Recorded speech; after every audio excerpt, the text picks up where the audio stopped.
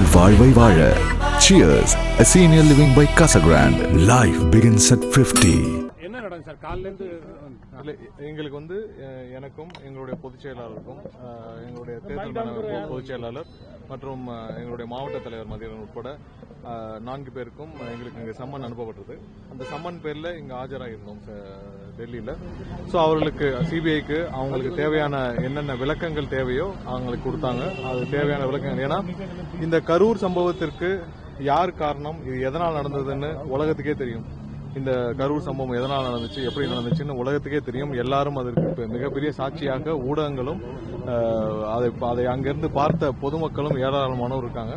So இவர்களுக்கு சிபிஐக்கு கண்டிப்பாக ஒத்துழைக்க வேண்டிய கட்டாயத்தில் இருக்கிறோம். ஸோ அவர்களுக்கு தேவையான விளக்கத்தை நாங்கள் கொடுத்தோம்.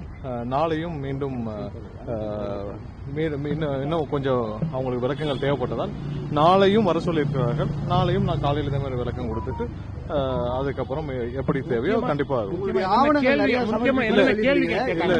கேள்விகள் குறித்து நான் பொது வழியிலேயோ ஊடகங்கள்ல சொல்றது நன்றாக இருக்காது.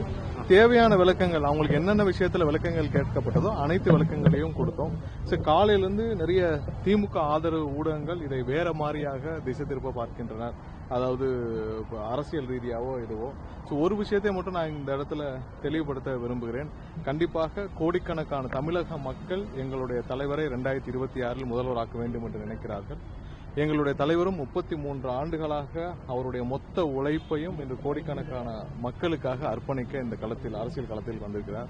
ஒரு விஷயத்தை மட்டும் நாங்கள் மீண்டும் தெளிவுபடுத்திக் கொண்டிருக்கிறோம்.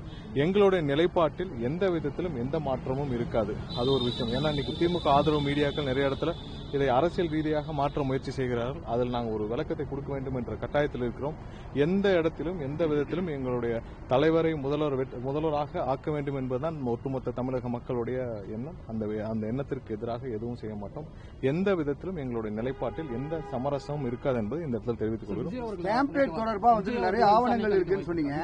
இல்ல இன்னைக்கு அழைக்கப்பட்டதற்கு நாங்கள் தேவையான விளக்கத்தை கொடுப்போம். மேலும் ஒத்துழைக்க நாங்கள் கண்டிப்பாக தேவையான ஒத்துழைப்புகளை கொடுப்போம். அந்த சம்பவம் தொடர்பாக நிறைய ஆவணங்கள் உங்க கையில இருக்குன்னு சொன்னீங்க. இல்ல தேவையான ஆவணங்கள், தேவையான வீடியோ ஆதாரங்கள் எல்லாத்தையும் அந்தந்த கட்டத்தில் இன்றும் என்னென்ன கொடுக்கப்பட்டமோ நாங்க எல்லாமே கொடுத்திருக்கோம்.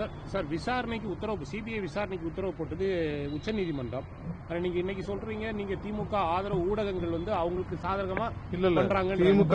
திமுக ஆதரவு ஊடகங்கள் எங்களுக்கு எதிராக இன்னைக்கு இந்த இடத்துல டெல்லிக்கு நாங்கள் விசாரணைக்கு வந்த பிறகு எங்களுக்கு எதிராக திசை திருப்ப நினைக்கிறார்கள்.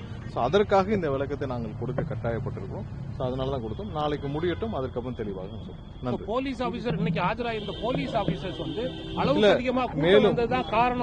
மேலும் விசாரணை குறித்து ஒரு விஷயம் நீங்களும் புரிஞ்சுக்கணும். விசாரணை குறித்து மேலும் நான் எதுவும் சொன்னால் நல்லா இருக்காது. உங்களுடைய ஒத்துழைப்புகள் வேண்டும். கண்டிப்பாக எல்லாமே மக்களுக்கு தெரிய வேண்டிய நேரத்தில் கண்டிப்பா தெரியும். நன்றி.